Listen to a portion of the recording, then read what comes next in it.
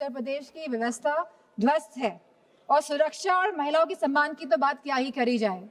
हमने देखा है जिस तरह हाथरस कांड हुआ, जिस तरह भारतीय जनता पार्टी के जो एमएलए सेगर जी का जो पूरा कांड हुआ, और लगातार जो उत्तराखंड में कांड हुआ, जब हमारे सांसद ने एक कविता कह दी तब तो विपक्ष दल की सब सांसदें खड़ी हो गई, उनका विरोधी को मार दिया गया, अंकिता भंडारी को, तब भारतीय जनता पार्टी की कोई भी महिला सांसद खड़ी नहीं हुई।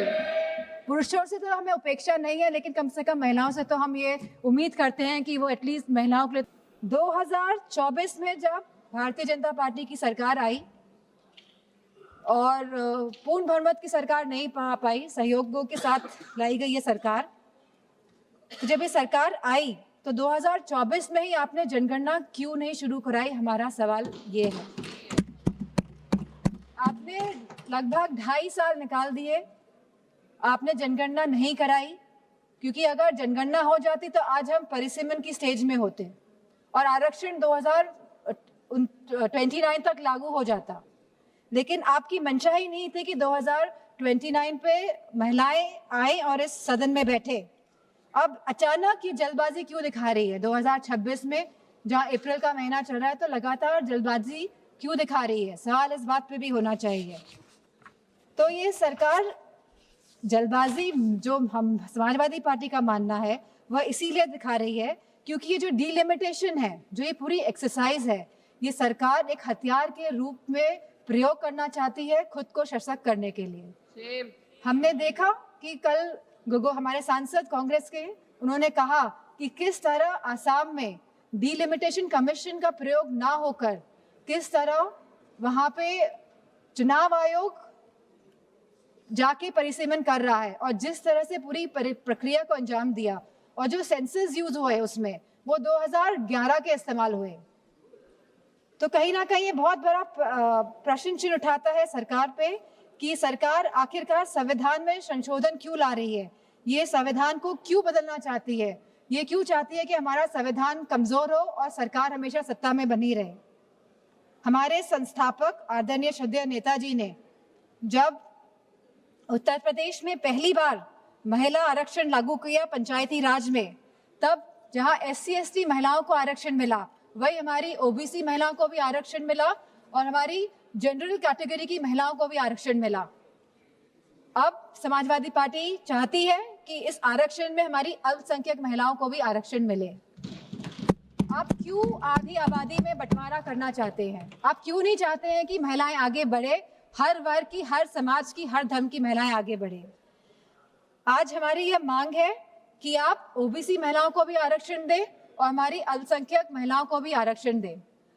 अल्पसंख्यक महिलाओं से तो किसी तरह का द्वेष, किसी तरह की चिढ़ है सामने बैठे हुए लोगों को, लेकिन मुझे पूरा भरोसा है कि जो हमारे यूपी के सांसद हैं भारतीय जनता पार्टी के, वो OBC महिलाओं के लिए मना नहीं करेंगे।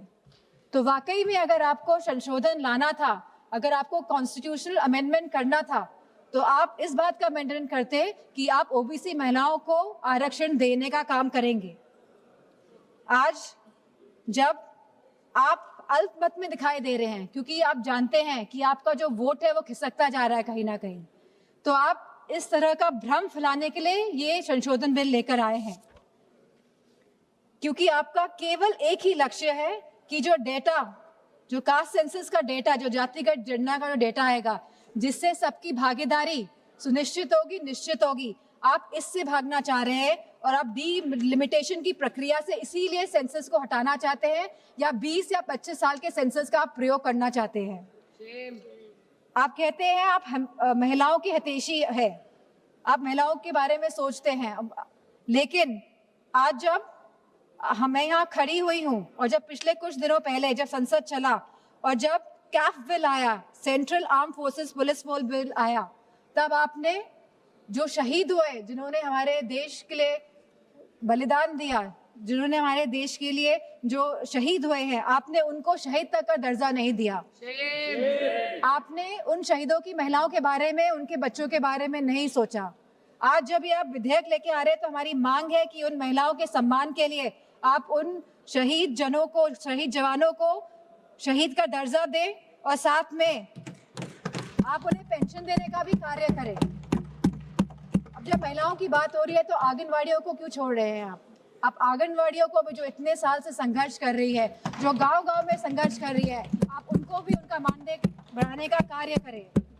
जहां आप सब वाकई में चाहते हैं अगर महिलाएं सशक्त बने तो आप उनकी शिक्षा में ध्यान दीजिए। अध्यक्ष महोदय, यूपी में तो गांव-गांव में स्कूल बंद किए जा रहे हैं, प्राइमरी स्कूल्स को बंद किया जा रहा है बिना कुछ सोचे, बिना कुछ समझे। और स्वास्थ्य के जो हालात हैं और जो पोषण की जो व्यवस्था है उत्तर प्रदेश में, मैं समझती हूँ पूरी तरह से उत्तर प्रदेश की व्यवस्था ध्वस्त है। और सुरक्षा और महिलाओं के सम्मान की तो बात क्या ही करी जाए। हमने देखा है जिस तरह हाथरस कांड हुआ, जिस तरह भारतीय जनता पार्टी के जो एमएलए सेगर जी का जो पूरा कांड हुआ, और लगातार जो उत्तराखंड में कांड हुआ, जब हमारे सांसद ने एक कविता कह दी तब तो विपक्ष दल की सब सांसदें खड़ी हो गई, उनका विरोध करने लगी, भरपूर तरीके से इन लोगों ने विरोध किया। लेकिन जब मणिपुर की घटना हुई तो कोई भी भारतीय जनता पार्टी के महिला सांसद खड़ी नहीं हुए। जब उत्तराखंड में 19 साल की लड़की को मार दिया गया, अंकिता भंडारी को, तब भारतीय जनता पार्टी की कोई भी महिला सांसद खड़ी नहीं हुई। पुरुषों से तो हमें उपेक्षा नहीं है, लेकिन कम से कम महिलाओं से तो हम ये उम्मीद करते हैं कि वो एटलीस्ट महिलाओं के लिए तो खड़ी हों।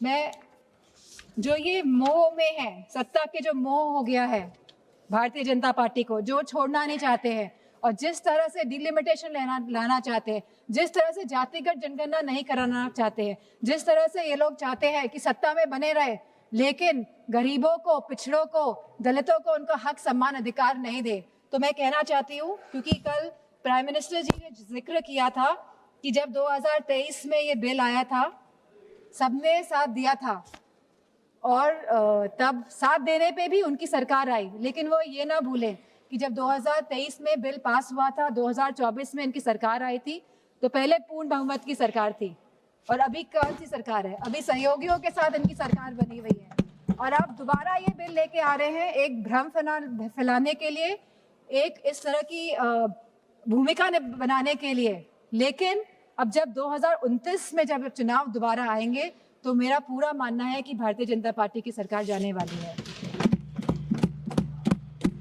और गारंटी की बात की जा रही थी कल, गारंटी, ये तो समय बताएगा। ये तो गारंटी की बात कर रहे थे। बताइए, आपने गारंटी नहीं दी थी कि आप आय दुगनी करेंगे हमारे किसान भाइयों की? क्या आपने गारंटी नहीं दी थी आप 1 पेंशन लेकर आएंगे हमारे नौजवानों के लिए जो शहीद होते हैं? क्या आपने गारंटी नहीं दी थी कि आप 2 करोड़ लोगों को नौकरी देंगे? क्या आपने गारंटी नहीं दी थी कि आप मुफ्त सिलेंडर देंगे? क्या आप यूपी में गारंटी देके नहीं आए थे कि होली और दिवाली में आप महिलाओं को मुफ्त सिलेंडर देने का कार्य करेंगे? क्या वहाँ के आवारा पशुओं को आप उनकी जो समस्या है उसको सुलझाने का काम करेंगे? आपने नोटबंदी में भी गारंटी दी थी कि आप आतंकवाद को खत्म करेंगे। आप सबसे ज्यादा घटनाएं आतंकवाद की अगर हुई हैं तो भारतीय जनता पार्टी की सरकार के समय हुई है, चाहे वो पुलवामा हो, चाहे वो पहलगाम की घटना हो, चाहे वो नक्सलवादियों की घटनाएं हो। सबसे ज्यादा अगर हमारे जवान शहीद हुए हैं तो भारतीय जनता पार्टी के समय में शहीद हुए हैं। नक्सलवाद खत्म हुआ, लेकिन अब शहीदों को शहीद का दर्जा नहीं देंगे, पेंशन नहीं देंगे आप।